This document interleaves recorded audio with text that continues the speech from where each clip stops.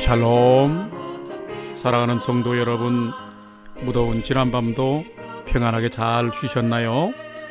오늘은 2021년 6월 29일 화요일 아침입니다.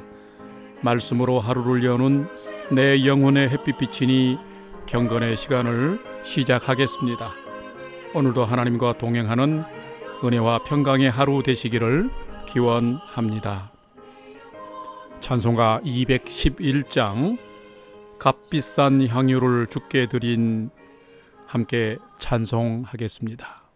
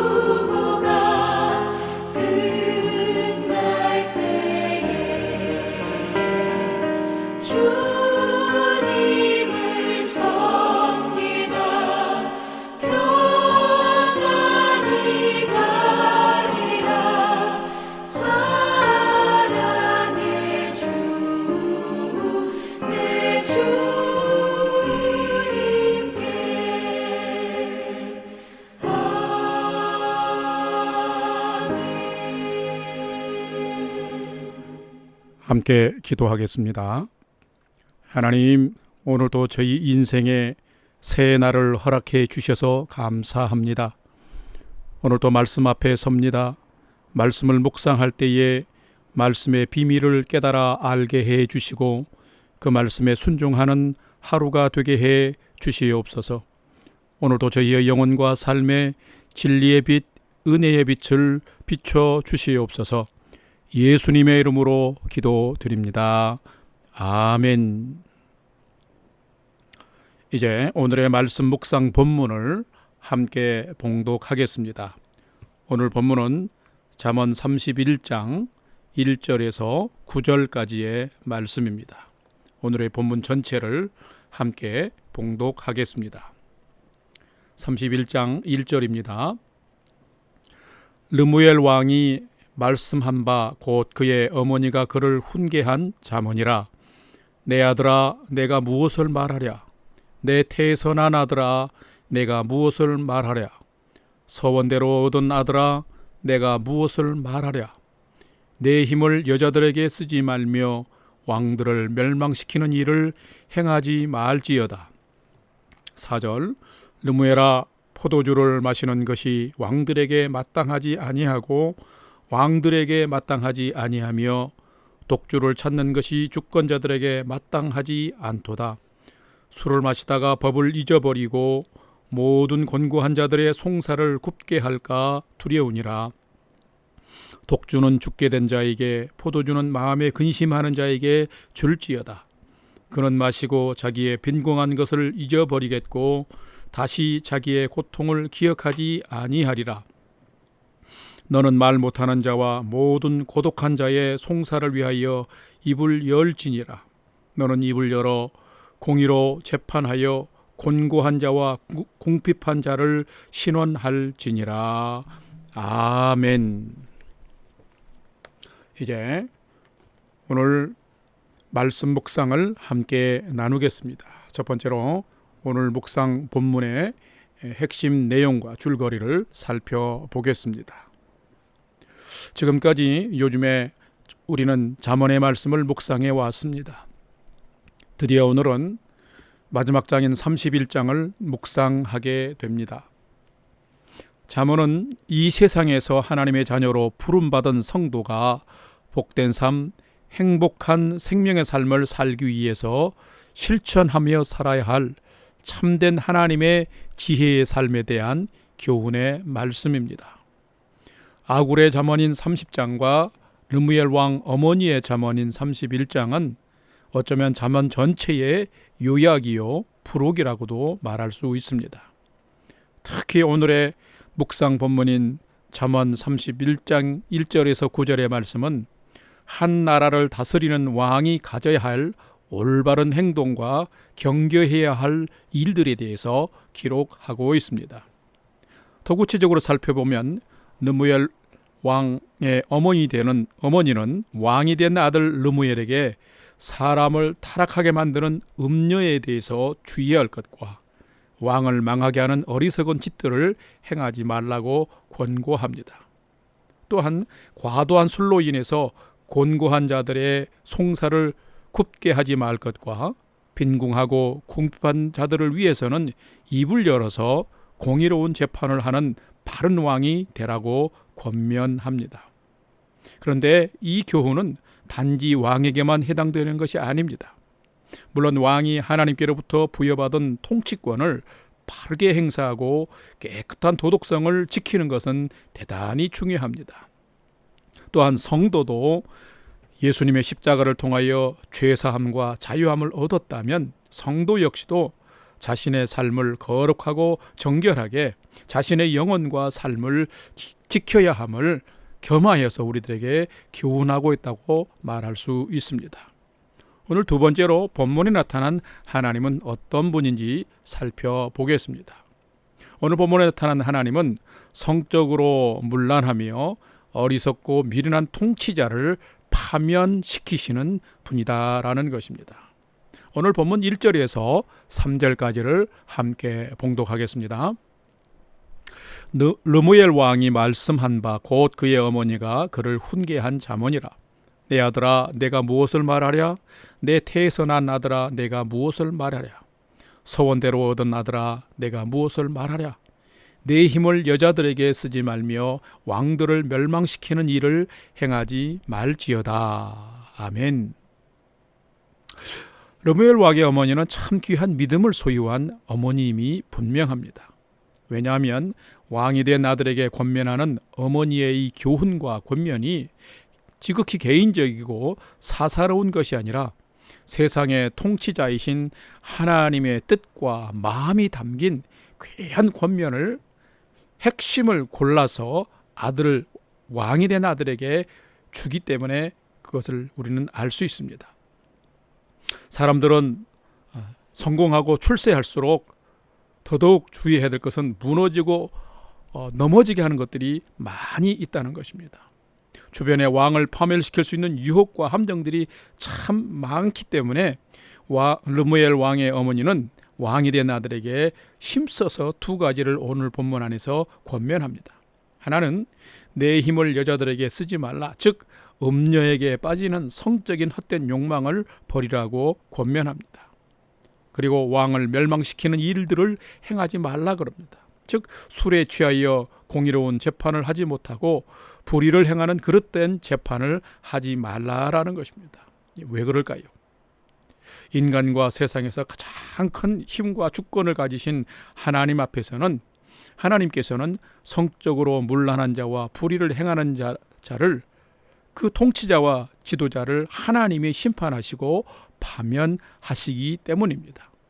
세계의 역사를 보아도, 한국의 역사를 보아도, 우리가 잘 아는 성경의 수많은 왕들을 보아도 이 원리는 동일합니다. 오늘 하루를 살아가면서 우리를 다스리시는 이 땅의 통치자들이 성적인 유혹에 빠지지 않도록, 그리고 깨끗한 양심으로 공의로운 재판을 하면서 백성과 나라를 잘 다스릴 수 있도록 우리는 그렇기 때문에 믿음의 성도는 더욱 기도해야 합니다. 뿐만 아니라 우리도 성적으로 정결하고 공의를 행하며 살도록 힘써야 합니다.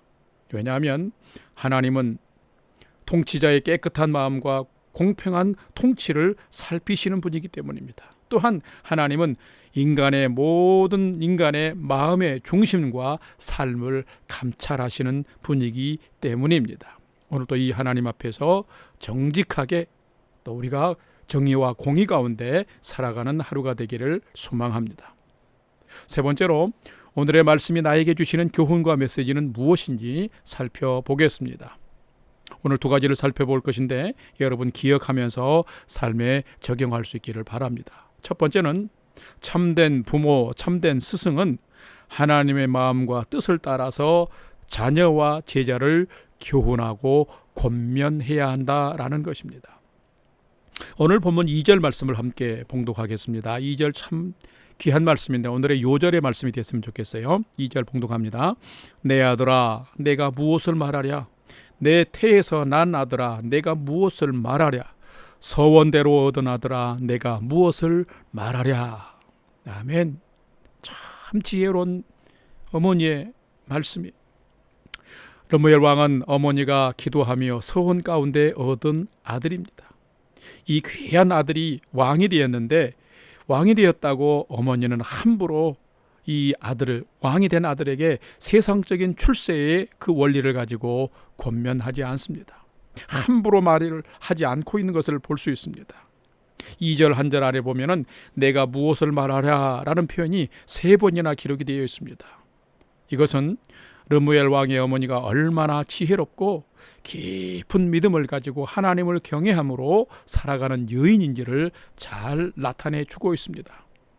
해주고 싶은 말이 너무나 많지만은 서원에서 믿음 안에서 얻은 아들답게 하나님 앞에서 어긋나는 삶이 되지 않도록 하나님의 지혜와 통찰력을 가지고 통치하는 왕이 되라고 소중한 믿음의 지혜로 권면하고 있는 것을 분명히 찾아볼 수 있습니다. 참 귀한 모습입니다. 부모가 자녀를 양육하고 권면할 때도, 스승이 제자를 가르치고 훈련할 때도 이 원리를 동일하게 적용해야 합니다.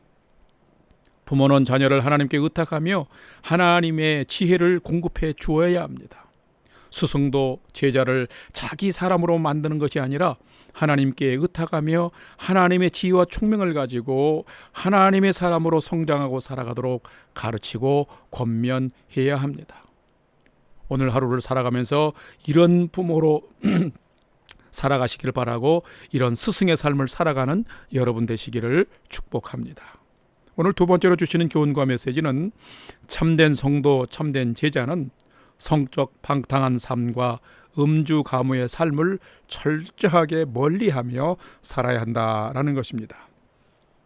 오늘 본문의 3절, 5절, 9절 말씀을 함께 봉독합니다. 3절입니다.